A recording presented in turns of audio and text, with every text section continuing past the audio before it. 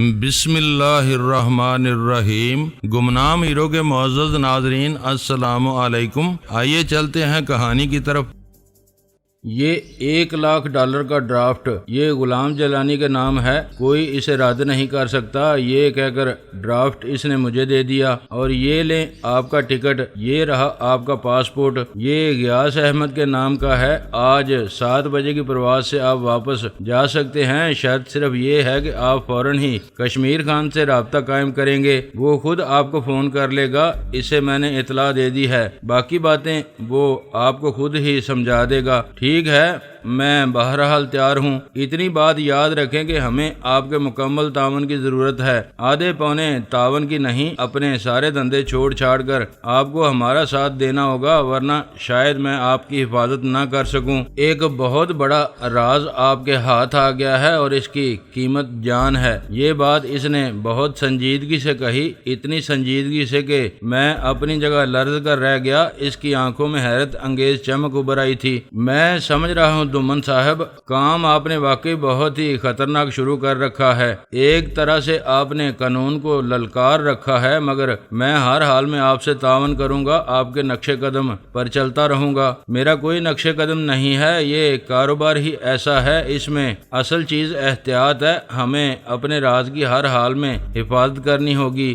آپ نے کہا تھا کہ آسیہ اور آبی کے بارے میں آپ کچھ کر سکیں گے۔ ہاں، میں نے کہا تھا، اور اس کا بھی میں کوئی بندوبست کر لوں گا، جلد ہی آپ کو کوئی اچھی خبر ملے گی۔ میں نے پاکستان میں اپنے آدمی سے کہہ دیا ہے، وہ دھیان رکھے گا۔ اس سلسلے میں مجھے کس سے بات کرنی ہوگی؟ کسی سے بھی نہیں، وہ آدمی خود ہی آپ سے مل لے گا۔ بہرحال میں اس کا نام نہیں بتا سکتا، عین ممکن ہے آسیہ رہا ہو کر سیدھی آپ کے گھر پہنچ جائے، جیسے آپ کی مرضی۔ آپ نے کسی تحفے کا مجھ سے ذکر کیا، وہ تحفہ یہی تھا، یہ ڈرافٹ روپے کا کوئی بدل نہیں ہوتا، بہت بڑی رقم ہے۔ کیوں عالیہ، آپ ٹھیک کہتے ہیں، میں بھلا کیسے آپ سے اختلاف کر سکتی ہوں، میں کوئی سلور تو نہیں ہوں۔ عالیہ نے جان بوجھ کر اس کی دکھتی رگ پکڑ لی، وہ جھنجھلا گیا، بولا شٹ اپ، تم ایسے وہم میں مبتلا ہو جاتی ہو، silver is silver not gold. Aliya وہ میری ملازمہ ہے اور بس، میرا خیال ہے ان حضرت نے آپ کو کیا بتایا ہے؟ کیوں جیلانی صاحب؟ جی نہیں، میں نے تو ان سے کچھ نہیں کہا، یہ خود ہی مجھ سے پوچھ بیٹھی۔ بہرحال اب 6 بج رہے ہیں، مجھے اب چلنا چاہیے۔ ہاں، کوئی سامان ہو تو باندھ لیں۔ نہیں، یہ ڈرافٹ بہت کافی ہے۔ ٹھیک ہے، جائیں عالیہ، آپ ہی انہیں ہوائی جہاز میں سوار کرا دیں۔ نہیں، آپ خود ہی انہیں ہوائی اڈے لے جائیں، میری طبیعت ٹھیک نہیں ہے، وہ بہانہ بنا رہی تھی۔ دمن نے بھی اصرار نہیں کیا۔ اور سنو دمن، آج ایک بڑا خوفناک واقعہ ہو گیا ہے، ہم سیر پر ساحل پر گئے تھے، عالیہ نے اسے صوفے پر بیٹھنے کا اشارہ کیا۔ اچھا، پھر کیا ہوا؟ وہاں دمن نے عالیہ کی سنجیدہ سی صورت دیکھ کر صوفے پر بیٹھتے ہوئے سگریٹ سلگا لیا۔ اس نے میری طرف بھی نظر اٹھا کر نہیں دیکھا، ورنہ میں عالیہ کو منع کر دیتا۔ ہم پر 3 نیگرو جوانوں نے حملہ کر دیا، وہ خنجروں سے مسلح تھے۔ حملہ کر دیا؟ کمال کرتی ہو تم، کیا چاہتے تھے وہ ہم سے نقدی گھڑیاں اور زیورات مانگ رہے تھے۔ اوہ ڈیم اٹ، کون لوگ تھے وہ؟ پھر کیا ہوا؟ جلدی بتاؤ، میں تو پریشان ہو گیا ہوں۔ اس نے سلگا ہوا سگریٹ مسل کر ایش ٹرے میں ڈال دیا۔ جیلانی صاحب کو ان کا یہ انداز ناگوار گزرا، بڑی لڑائی ہوئی جس میں ان کا ایک آدمی شدید زخمی ہوا، اس کی گردن میں خنجر لگ گیا تھا، دوسرے کی کلائی ٹوٹ گئی اور تیسرے کو انہوں نے بے ہوش کر دیا۔ جس کی کلائی ٹوٹی تھی وہ وہاں سے فرار ہونے میں کامیاب ہو گیا تھا۔ اوہ مائی گاڈ، تو یہ گل کھلایا ہے تم نے؟ کیا ضرورت تھی ادھر جانے کی؟ جانتی بھی ہو کہ شہر کے لچے لفنگے وہاں پھرتے ہی رہتے ہیں، نیگرو تو ویسے ہی شترے بے مہار ہیں۔ پھر کیا ہوا؟ دمن شدید ذہنی اضطراب میں مبتلا ہو گیا تھا، اس نے ایک اور سگریٹ سلگا لیا۔ پھر کیا ہوتا؟ ہم سیدھے گھر واپس آ گئے، مگر مجھے ڈر ہے کہ بات پولیس تک پہنچ جائے گی۔ یہ تو ہوگا ہی، ایک آدمی شدید زخمی ہو گیا، دوسرے کا بازو ٹوٹ گیا، تیسرا بے ہوش ہو گیا، تو بات ڈکی چھپی کیسے رہ سکتی ہے؟ آپ بعد نہیں آتے جیلانی صاحب، کیا ضرورت تھی ان سے الجھنے کی؟ کچھ دے دلا کر جان چھڑا لی ہوتی، پھر تمہاری بیوی تمہیں صحیح سلامت واپس نہیں مل سکتی تھی، پھر میں بھی ہمیشہ کے لیے اپنی نظروں میں ذلیل ہو جاتا اور کبھی سر اٹھا کر نہ چل سکتا، تم بھی مجھے تانے دے کر زچ کر دیتے۔ میں نے اس کے تن سے پریشان ہو کر کہا، ٹھہرو میں معلوم کرتا ہوں۔ یہ کہہ کر وہ فون کی طرف بڑھا اور نمبر گھما کر اس نے سائمن کا نام لیا۔ ہے سائمن، تم ابھی تک ساحل پہ بیٹھے ہو؟ کوئی خاص خبر؟ کیا کوئی نیگرو زخمی ہو گیا ہے؟ مگر ہوا کیا تھا؟ پولیس کا کیا خیال ہے؟ اس نے کوئی بات کی تو دمن نے جلدی سے فون بند کر دیا۔ یہ سائمن تھا، کیا کہہ رہا تھا وہ؟ اس نے کہا ہے کہ وہ کوئی پاکستانی جوڑا تھا جس کا اتا پتہ نہیں مل رہا، اس پاکستانی نے اسے زخمی کیا ہے، ایک آدمی وہاں بالکل بے ہوش حالت میں ملا ہے، پولیس ان دونوں کو ہسپتال لے گئی ہے مگر وہ ابھی تک کچھ نہیں کر سکے ہوں گے، تو پھر اس میں پریشان ہونے کی کیا بات ہے؟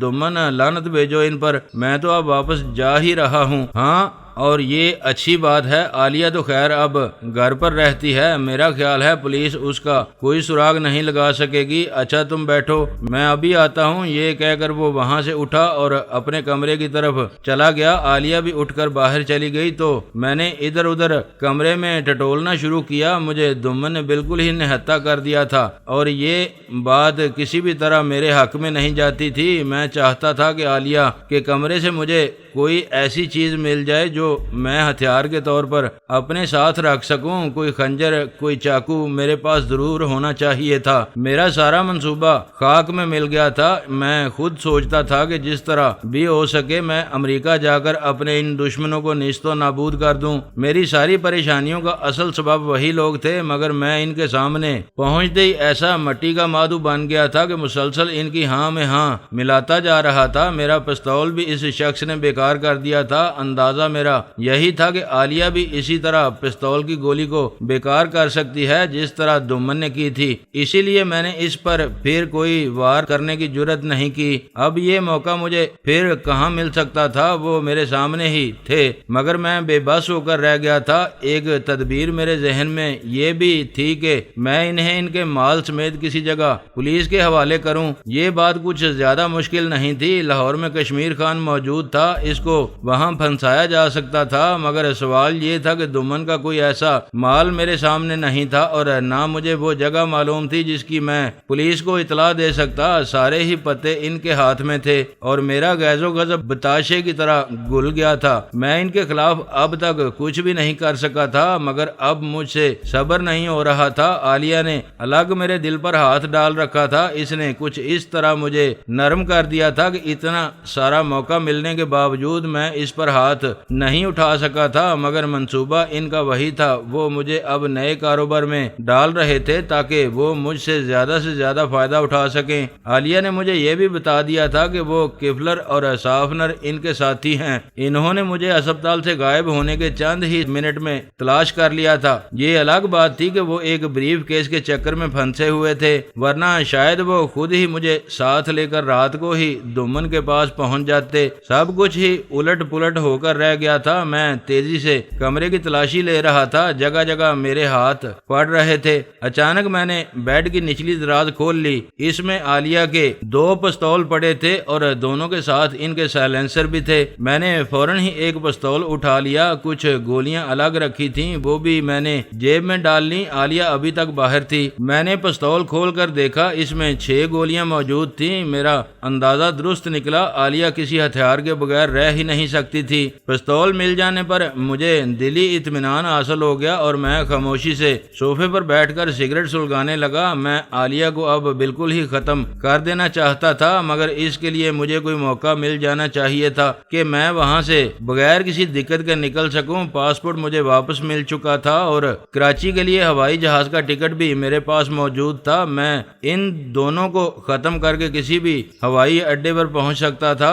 سب سے زیادہ فکر تو مجھے پاسپورٹ ہی کی تھی تھی جو مجھے مل چکا تھا۔ میرا ذہن کسی بھی طرح یہ بات تسلیم نہیں کرتا تھا کہ وہ دونوں گولی کے سامنے ناقابل شکست ہو چکے ہیں اور کوئی انہیں گزند نہیں پہنچا سکتا۔ ساحل پر عالیہ جس طرح خوفزدہ ہو کر بھاگی تھی، اس سے صاف ظاہر تھا کہ اسے بھی زخم آ سکتا ہے، گولی یا خنجر اس پر بھی اثر کر سکتی ہے، مگر میں نے وہ موقع کھو دیا اور یہ اچھا ہی تھا، ورنہ مجھے اس خوفزدہ اور ڈری سہمی عورت کو قتل کر کے کوئی ذہنی آسودگی نہ ہوتی۔ پھر اچانک میرا ذہن آسیہ اور آبی کی طرف پلٹنے لگا کہ کوئی ان کی اذیتوں کا تو شمار ہی نہیں کر سکتا تھا۔ وہ میری وجہ سے خواہ مخواہ اس عذاب میں پھنس گئے تھے اور دمن یہ کہتا تھا کہ وہ ان کو رہائی دلا سکتا ہے۔ عین ممکن ہے کہ وہ انہیں رہائی دلوا سکتا ہو۔ آبی اندھا ہو چکا ہے، اسے علاج کے بہانے جیل کا ڈاکٹر یا کوئی ایسا ہی اور آدمی اسپتال منتقل کروا سکتا تھا۔ آسیہ کو بھی اسی بہانے جیل سے نکال کر کسی ڈاکٹر کے حوالے کیا جا سکتا تھا۔ ان دونوں کی موت کا تصدیق نامہ بھی لیا جا سکتا تھا۔ انہیں قطعی طور پر بے ہوش کر کے کوئی بھی ڈاکٹر یہ کہہ سکتا تھا کہ وہ دونوں مر چکے ہیں اور اس طرح ان کی میتوں کو اسپتال سے حاصل کیا جا سکتا تھا۔ ڈاکٹر دمن اپنی جگہ ایک بہت ہی با اختیار آدمی تھا۔ اگر وہ امریکہ میں ایک چیریٹی اسپتال کھول کر لوگوں سے بے شمار چندے اور دوسری مراعات حاصل کر سکتا تھا اور اتنی زیادہ تعداد میں افراد کو اور محکموں کو بے وقوف بنا سکتا تھا، تو کیا اس کے لیے یہ ممکن نہیں تھا کہ ان دونوں بد نصیبوں کو جیل سے رہائی دلوا دے؟ امکان یہی غالب تھا اور مجھے اس کی بات میں بڑا وزن دکھائی دیتا تھا۔ میں انہیں قتل کر کے کیا حاصل کر سکوں گا؟ کچھ بھی نہیں۔ ایک آدمی کو مار دینے سے تو کسی پرانے زخم کا بدلہ نہیں لیا جا سکتا ہے۔ یہ تو کوئی بات ہی نہ ہوئی۔ انہیں کسی لمبے پچھتاوے میں مبتلا کر دینا زیادہ بہتر ہے۔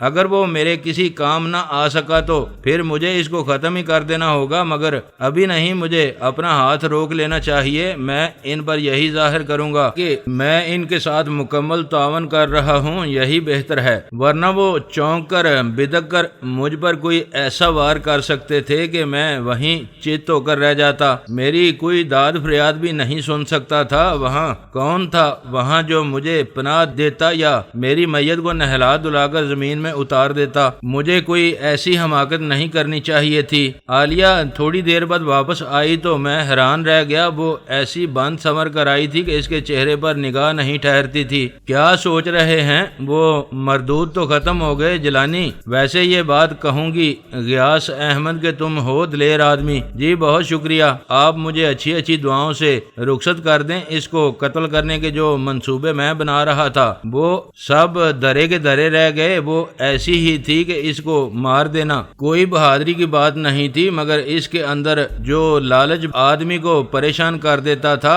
دولت کا لالچ جس کے لیے اس نے اتنے پاپڑ بیلے تھے، پتہ نہیں کس کس کے گردے وہ نکال کر کھا گئی۔ عین اسی وقت دمن واپس آ گیا، بولا چلو بھائی وقت کافی ہو گیا ہے، اب اسے اجازت دو۔ عالیہ خدا حافظ کہو اسے۔ ہاں میری طرف سے اجازت ہے، انہیں آپ لے جانے کے لیے اپنی گاڑی نکلوائیں، یہ ابھی آتے ہیں، میں ان سے ایک خاص بات کرنا چاہتی ہوں۔ جیسے تمہاری مرضی بھائی، دیکھو اپنے ساتھ کوئی ہتھیار ہوائی جہاز میں سوار مت ہونا، وہ گرفتار کر لیں گے تمہیں، پھر کچھ بھی نہ کر سکوں گا۔ کوئی چیز تو نہیں ہے تمہارے پاس؟ وہ تو تم نے صبح ہی مجھ سے الگ رکھوا لی تھی، کوئی ہتھیار میرے پاس کہاں سے آ سکتا ہے؟ ہاں اس کی بات کا بہت دھیان رکھنا۔ اچھا میں اب تمہارا انتظار کر رہا ہوں، تم جلدی آ جاؤ، 6:10 ہو چکے ہیں۔ وہ اسی وقت باہر نکل گیا تو عالیہ آہستہ آہستہ میری طرف بڑھی اور میرے سامنے قالین پر دوزانوں ہو کر بولی، جیلانی میں آپ کے ذہن کو پڑھ رہی ہوں، اب ہم دونوں کو ہلاک کر دینا چاہتے ہیں۔ میں کمرے کے باہر سے آپ کو دیکھ رہی تھی، وہاں چھوٹا سا عدسہ دروازے میں ایسا لگا ہے کہ اس میں سے کمرے کا منظر صاف نظر آ جاتا ہے۔ تم نے میرا پستول نکال لیا ہے، گولیاں اس کے ساتھ تھیں، کیا واقعی تم مجھے قتل کر سکتے ہو؟ اوہ میرے پروردگار، اس نے مجھ پر ایسا وار کیا تھا کہ میری پیشانی عرق آلود ہو گئی۔ وہ اتنا اچانک اور ایسا بے ساختہ سوال تھا، میں اس کا کوئی جواب دے ہی نہیں سکتا تھا۔ مجھے اس نے نقب لگاتے ہوئے دیکھ لیا تھا۔ میں نے چپ چاپ اس کا پستول نکال کر اس کے سامنے قالین پر رکھ دیا، مگر میری نگاہیں اوپر نہیں اٹھ رہی تھی۔ میں آپ سے بہت شرمندہ ہوں عالیہ، اس کے سوائے اور کچھ نہیں کہہ سکتا، مجھے معاف کر دیں، میں واقعی بھی یہی سوچ رہا تھا۔ یوں نہیں سوچتے ہیں جیلانی، کبھی کبھی کسی کو معاف کر دیں، آدمی کو وہ لذت ملتی ہے جو خون بہانے میں بھی نہیں ملتی۔ آپ سے ہماری یہ نئی دوستی بھی قطعی طور پر کاروباری نوعیت کی ہے، مگر اب کی بار اس میں محبت بھی شامل ہے، اسے یاد رکھیں اور کبھی یہ نہ سمجھیں کہ اگر آپ کا کوئی نقصان ہو گیا تو مجھے خوشی بھی ہو سکتی ہے۔ میں بات کہہ رہی ہوں، ہم دونوں کو آپ تہ دل سے معاف کر دیں۔ ٹھیک ہے عالیہ، میں نے آپ کو معاف کیا، بالکل معاف کر دیا۔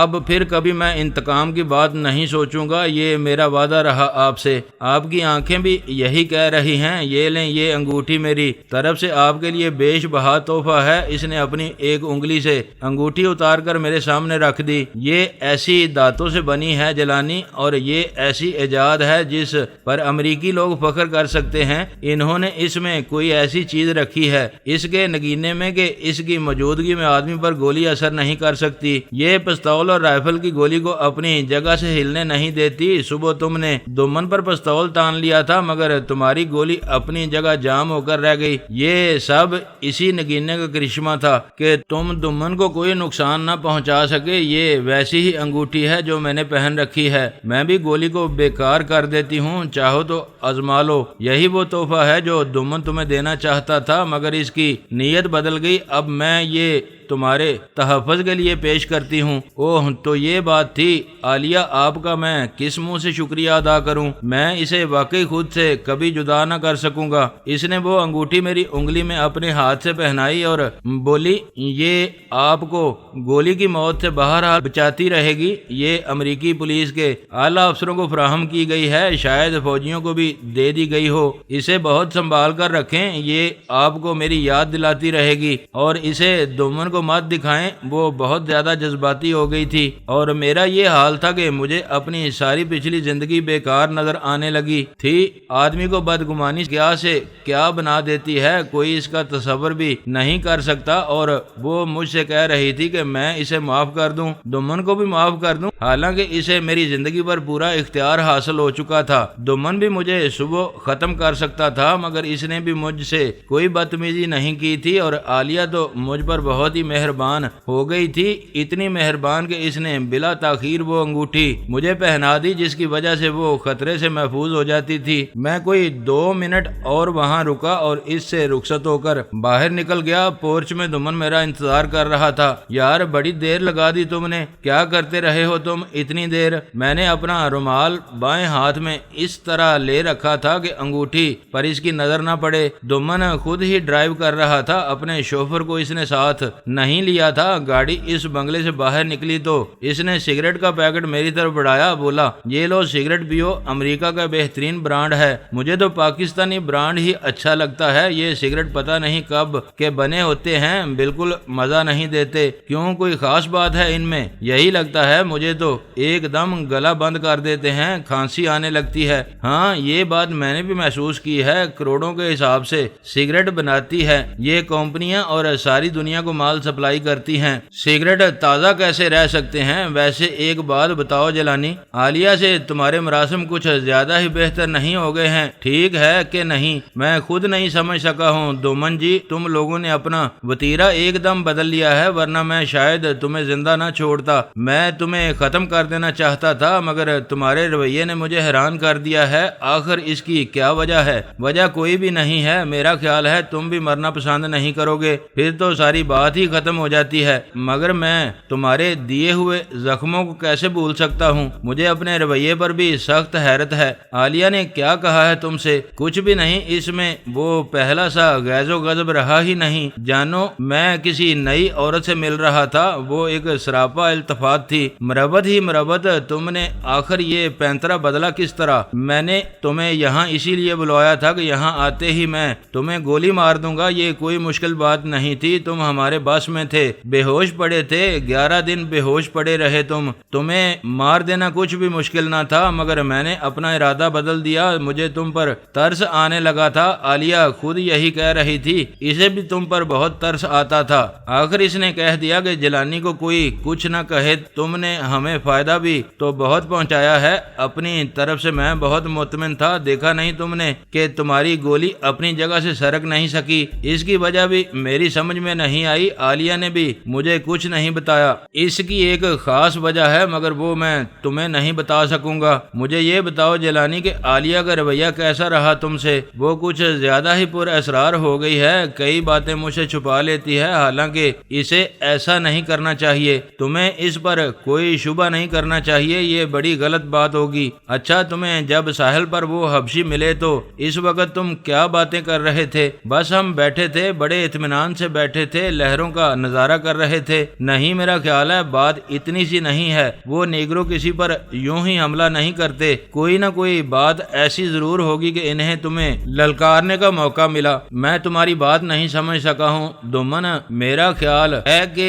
ساحل پر ادھر ادھر کئی جوڑے بیٹھے تھے مگر ہم کچھ زیادہ ہی آگے نکل گئے تھے، انہوں نے ہمیں تنہا پا کر موقع سے فائدہ اٹھانا چاہا۔ وہ عالیہ کی چوڑیاں اور گھڑی اور دوسری چیزیں چھین لینا چاہتے تھے اور یہ میں کسی قیمت پر برداشت نہیں کر سکتا تھا، وہ عالیہ کو بھی اٹھا کر لے جاتے۔ ٹھیک ہے، وہ اپنی مرضی کی مالک ہے، میری ہر قیمت پر ساتھ دیتی ہے اور یہی بہت ہے۔ پھر میں نے اسے کاروبار میں برابر کا شریک بنا رکھا ہے اور اس کا اپنا ایک الگ اکاؤنٹ ہے جس کے بارے میں میں نے کبھی اس سے کچھ نہیں پوچھا۔ بہرحال تم سے یہ کہوں گا جیلانی کہ عورت کو سمجھ لینا بہت مشکل ہوتا ہے۔ عین اس وقت ہمارے عقب سے دو موٹر سائیکل بڑی تیزی سے آگے نکلے اور ان میں سے ایک نے کچھ ایسے انداز میں موٹر سائیکل کار کے سامنے سے گزاری گئے دومن اگر گاڑی کو بائیں نہ موڑ لیتا تو وہاں بڑا شدید حادثہ ہو جاتا۔ سڑک پر اس وقت زیادہ ٹریفک نہیں تھی، کبھی کبھار کوئی موٹر گزرتی نظر آ جاتی تھی ورنہ سڑک یوں سنسان پڑی ہوئی تھی اور ابھی ہم اس صورتحال سے سنبھلے بھی نہیں پائے تھے اور دومن اسے زبردست گالیاں دے ہی رہا تھا۔ اس حبشی نے موٹر سائیکل کا اگلا پہیہ جان بوجھ کر کار کے نیچے ڈال دیا۔ دومن اس کے لیے بالکل تیار نہیں تھا، گاڑی ایک دم اچھلی اور ایک بار پھر بائیں ہاتھ کی طرف نکل گئی۔ دومن نے ایک دم بریک لگائے، گاڑی یوں رک گئی مگر اسی وقت اس حبشی نے پستول نکال کر کار کا اگلا پہیہ زوردار دھماکہ ہوا اور ہم وہاں شیل ہو کر رہ گئے، پہیہ زمین سے لگ گیا تھا۔ دومن نے پنجابی میں بڑی چکردار قسم کی گالی دیتے ہوئے دروازہ کھول دیا مگر جیسے ہی اس نے سر باہر نکالا دوسرے موٹر سائیکل سوار نے ہاتھ سے آگے نکل کر اس پر پستول تان لیا مگر میں یہ دیکھ کر پھر چونکا کہ اس کا پستول جام ہو کر رہ گیا۔ لبلبی اس کی انگلی بار بار دبا رہی تھی مگر گولی برآمد نہیں ہو رہی تھی۔ وہ پریشان ہو کر پیچھے ہٹا اور دوسرے کی طرف لپکا مگر دومن نے اسے بھاگ کر گریبان سے پکڑ کر پیچھے کر لیا۔ دوسرا موٹر سائیکل سوار اسے للکارتا ہوا آگے بڑھا تو میں نے وہاں سے نکل کر اسے تیزی سے آگے بڑھ کر بالوں سے پکڑ لیا۔ اس کی پستول اس کے ہاتھ میں تھا مگر وہ کوشش کے باوجود اس میں سے گولی نہ چلا سکا۔ پستول کی لبلبی ٹاس سے مس نہ ہوئی، اس کی آنکھیں حیرت سے پھیلنے لگیں اور پستول اس کے ہاتھ سے گر پڑا۔ ان دونوں کو ساتھ لے کر ہم کار کے پاس جا پہنچے۔ ان کی حالت دیدنی تھی، ان کے منہ سے بات نہیں نکل رہی تھی۔ کیا چاہتے ہو تم؟ دومن نے بڑے غضبناک انداز میں پوچھا اور اس کے ساتھ ہی اس حبشی کے منہ پر ایک تھپڑ مار دیا۔ بتاؤ کیوں ہمارا راستہ روکا ہے تم نے؟ وہ ہم اس شخص سے بدلہ لینا چاہتے تھے، اس نے ہمارے ساتھیوں کو ادھر ساحل پر زخمی کر دیا ہے۔ اوہ تو یہ بات ہے، گڈ، سنبھالو بھائی انہیں۔ اچانک دومن کی نگاہ میرے ہاتھ پر جا پڑی، میری انگلی میں عالیہ کی دی ہوئی انگوٹھی دیکھ کر وہ دنگ رہ گیا۔ بولا تو یہ بات ہے، میں بھی کہوں کہ تم پر گولی کیوں اثر نہیں کر رہی ہے؟ کمال ہے یار، اس نے یہ انگوٹھی تمہیں دے دی۔ اب وہ خالص پنجابی میں بات کر رہا تھا۔ چلو ادھر ہماری گاڑی میں نیا پہیہ لگاؤ، یہ لو، یہ جیک پکڑو اور جلدی کرو۔ اس نے دونوں حبشیوں کو کار کی ڈگی سے جیک نکال کر نیا کام سمجھایا۔ تمہاری یہی سزا ہے، جلدی کرو، ہمیں ایئرپورٹ جانا ہے۔ وہ دونوں حیرت زدہ ہو کر چپ چاپ گاڑی کا پہیہ بدلنے لگے۔ دومن نے 2 سگریٹ سلگا کر ایک مجھے دے دیا تھا۔ تو بالآخر تم نے عالیہ کو اپنے حق میں اتنا ہموار کر لیا کہ اس نے اپنی انگوٹھی تمہیں دے دی۔ میرا خیال تھا کہ اس کا تمہیں علم ہوگا۔ مجھے کیسے علم ہو سکتا تھا؟ وہ بتا رہی تھی مجھے کہ جس بیش بہا تحفے کا دومن نے تم سے ذکر کیا تھا وہ یہی تھا۔ میں سمجھا کہ اس نے تمہیں بتا دیا ہوگا۔ تم نے ہاتھ پر رومال اسی لیے لپیٹ رکھا تھا۔ ٹھیک ہے جیلانی، ویسے تم ہو بہت کاریگر آدمی، سمجھو عالیہ نے تمہیں اپنے خزانے سے بیش بہا قیمتی تحفہ دیا ہے۔ یہ انگوٹھی امریکہ میں صرف 10-20 آدمیوں کے پاس ہوگی۔ اس نے بڑی پھیکی مسکراہٹ میں لپٹی ہوئی یہ بات کہی، مگر اس کی آنکھیں سڑک پر جمی تھیں۔ وہ مجھ سے نظریں چرا رہا تھا۔ کوئی چیز اس کے سینے میں ٹوٹ کر رہ گئی تھی۔ شام کے سائے بہت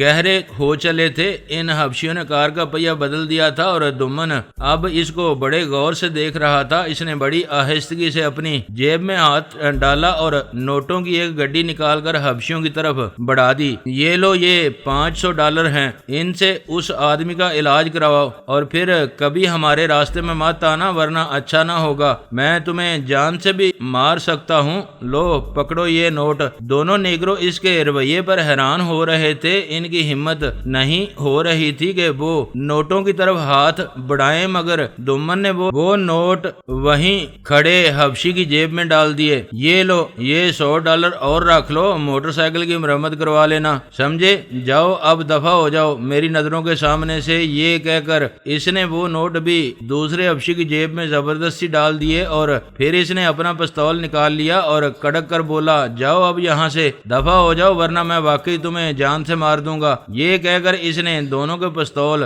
اٹھا کر کار کے اندر ڈال دیے۔ پھر مجھے ساتھ لے کر اس نے اسٹیئرنگ سنبھال لیا اور گھڑی دیکھ کر بولا، ان کالوں نے دیر کرا دی ہے، 7 بج گئے ہیں۔ یہ کہہ کر اس نے گاڑی سٹارٹ کر دی۔ وہ دونوں حبشی سڑک کے ایک طرف ہو کر ہمیں یوں تک رہے تھے جیسے وہ کوئی خواب دیکھ رہے ہوں۔ انہیں یقین ہی نہیں آ رہا تھا کہ کوئی ایسا بھی ہوگا جس پر انہوں نے قاتلانہ حملہ کیا ہو اور وہ انہیں انعام کے طور پر یوں ہی $600 نکال کر دے دے، مگر دمن شاید یہی چاہتا تھا کہ وہ جب تک زندہ رہیں اس بات کو یاد رکھیں کہ سان فرانسسکو میں ایک ایسا شخص بھی موجود ہے جس نے انہیں اتنی بڑی رقم محض اس لیے دی تھی کہ انہوں نے اس کے خلاف پستول نکال لیے تھے۔ ہمیں اس سڑک پر نہیں آنا چاہیے تھا، یہاں اکثر اوقات لوگوں کو لوٹ لیا جاتا ہے۔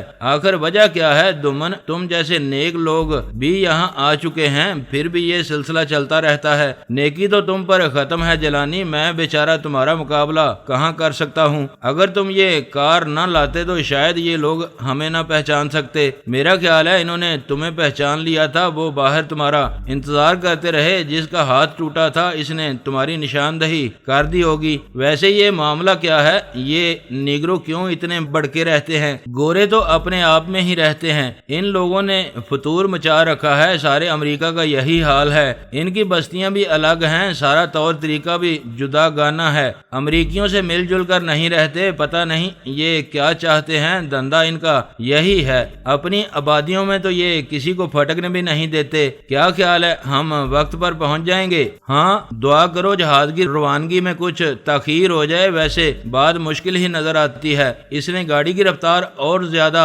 تیز کر دی اور ایک قریبی راستے سے ہو کر ہوائی اڈے کی طرف بڑھا۔ میں دیکھ رہا تھا کہ دمن عالیہ کے اس رویے سے اداس ہو گیا تھا۔ اسے یقین ہو چلا تھا کہ عالیہ نے اسے جان بوجھ کر یہ بات چھپائی تھی، ورنہ اسے کیا ضرورت تھی مجھے ایسی نادر و نایاب انگوٹھی دینے کی۔ لیکن مجھے دمن کو یقین دلانے کی فرصت ہی کہاں تھی کہ عالیہ بے قصور ہے۔ ان دونوں کے درمیان اختلاف کی کوئی گہری خلیج میرے اپنے مفاد میں تھی، اس سے میں بھرپور فائدہ اٹھا سکتا تھا، مگر ابھی اس کا کوئی موقع نہیں آیا تھا۔ ابھی مجھے اپنے پتے سیدھے کرنے تھے۔ ان دونوں نے مجھ سے معافی مانگ لی تھی اور میں تہ دل سے انہیں معاف بھی کر چکا تھا، جس کا مطلب یہ تھا کہ میں ان کو جان لینے کی کوشش نہیں کروں گا، لیکن اس سے آگے کی بات کے بارے میں بھی میں کچھ نہیں کہہ سکتا تھا۔ اگر وہ مجھے اسی قسم کا فائدہ پہنچاتے رہے تو پھر مجھے کیا ضرورت تھی ان کو ہلاک کرنے کی؟ مگر سوال یہ تھا کہ کیا میں واقعی اس معاملے میں